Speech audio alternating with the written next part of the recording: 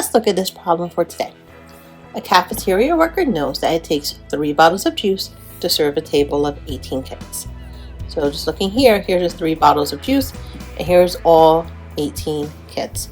How many bottles of juice are needed for 24 students? How many bottles of juice are needed for 42? Now, there are 2 strategies we can use for this. One would be to start with a ratio table. Another one, and that's what we kind of have here, where we have our 3 bottles of juice and our 18 kids, and we can just skip count to try and get to the other numbers. So we could do that.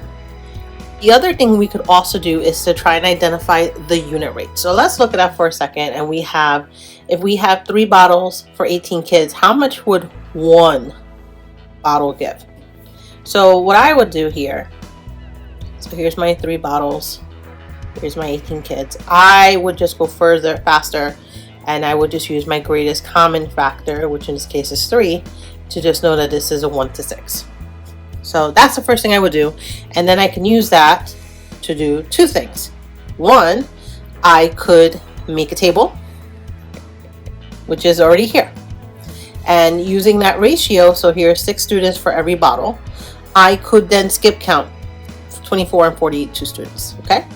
So 6, 12, 18, because that's my unit rate, 6 to 1. I can do 24, 30, 36, and 42. And there you go. I can see how many bottles it takes for 24 students and 42. That's the first thing I can do, Math Marvels. It's just make the table, but notice I used my simplest ratio first. That was the first thing I did. There is another way we can do this, and I'm going to show you this in the example here. So what is the ratio of students to bottles? Again, all you did was you saw me. I can use math to show this, which I like using math a lot. And bottles, students. So 3 bottles, 18 students, and I can simplify it with our greatest common factor 3. And I would divide both numbers by 3 to get 1/6. So that would be my simplest ratio. And I could make a table, or here's the second one. I could make new ratios. Again, just using math. I don't have to make this a big thing. But I can take that 1/6 for bottles and students. And if I want 24, I could cross multiply, but I could also just use my multiplicative property. Like what is the relationship you see happening here? So to go from 6 to 24, you would multiply it by 4. So we'll do the same thing, 4 over 4. That's my property of 1. So 1 times 4 is 4. So that's another way to do it. So you could do a table, or you can do this. Using math, again, whatever works for you. So again, bottles, students, 1 to 6. And if I wanted to go to 42, use your relationship again. How do you go from 6 to 42? I would times it by 7. So do the same thing, 7 over 7. And 1 times 7 is 7. And that's how another way you can get these answers. So you can do the table, or you can make new ratios using math. And in this case, I had simple numbers, right? So I didn't have to cross multiply because I could see the pattern very quickly, how I can get from 6 to 24 using multiplication. So in this case, I didn't have to cross multiply, but you could if you wanted to get the same answer if you weren't sure what the relationship was. So I'll pause here so you can jot this down in your notes.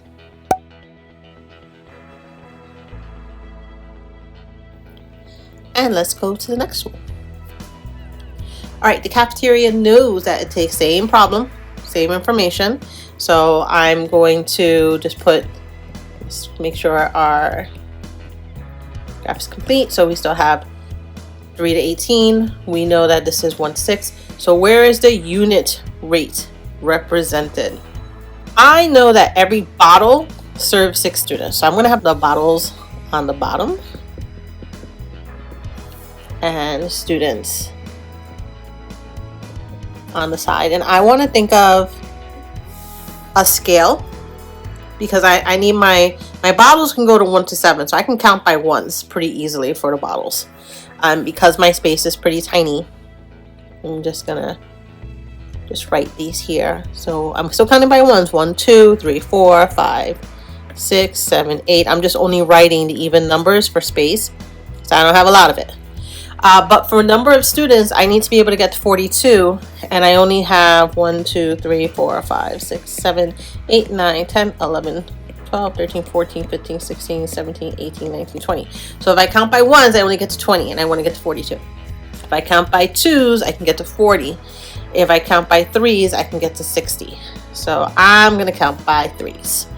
Okay, so 3, 6, 12, 3, 6, 9, 12, 15, 18. So notice I'm only doing this for space math marbles, so I'm not really just counting by sixes, I'm still counting by threes. That other dash is still there.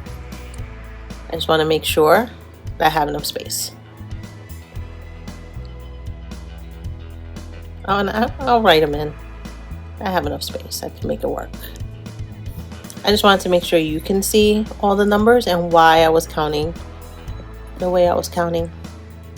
I wanted to make sure it made sense. Okay, so where is the unit rate represented on the graph? And so I'm going to chart 1, 6. So the unit rate would be 1, 6. This is a unit rate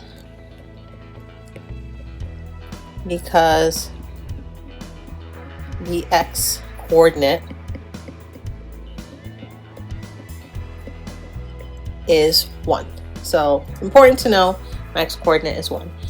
So I'm going to graph the other ones. Here's 212, here's 318, 424, and you can see again they're all linear just like before. And they all line up to also the 0, 0. So how do we solve for 24 bottles using the graph? So I would just go to, honestly, I would just go to the 24 students. So I will find that line. And I would find out where that is on my graph and find a number. So I will go to this point here, 124. Go to the y coordinate, 24. And see where the point is on the graph. And in that one, it is actually 424. So there we have it. So I'm going to pause there so you can jot this down into your notes. We have one more to go.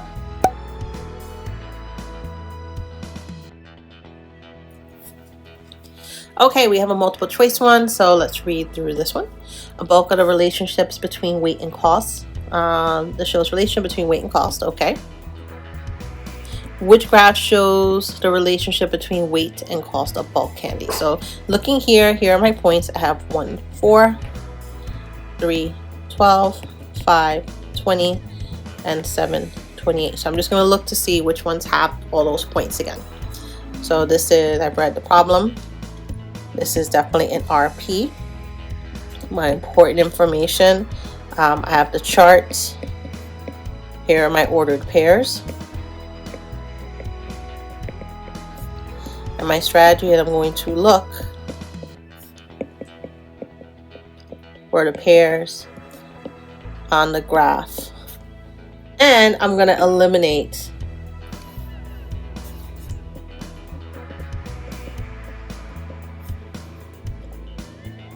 graphs that don't match. All right, so let's look at the very first one. The first one, it looks like it is 1, 4. And the next one, it looks like it's definitely closer to 10 than 15, so this could be 3, 12. And the fifth point absolutely is 520. So so far 3 for 3, and my last one I have 7. It looks like it could be 28.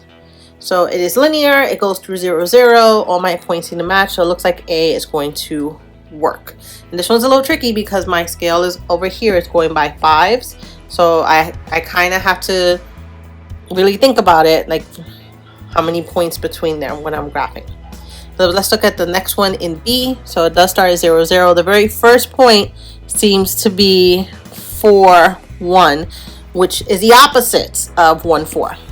So remember I said that first trick is to skip your XY? Well, there you have it in real life. So boom, that one is gone. This is someone who has mixed up their X and their Y coordinates.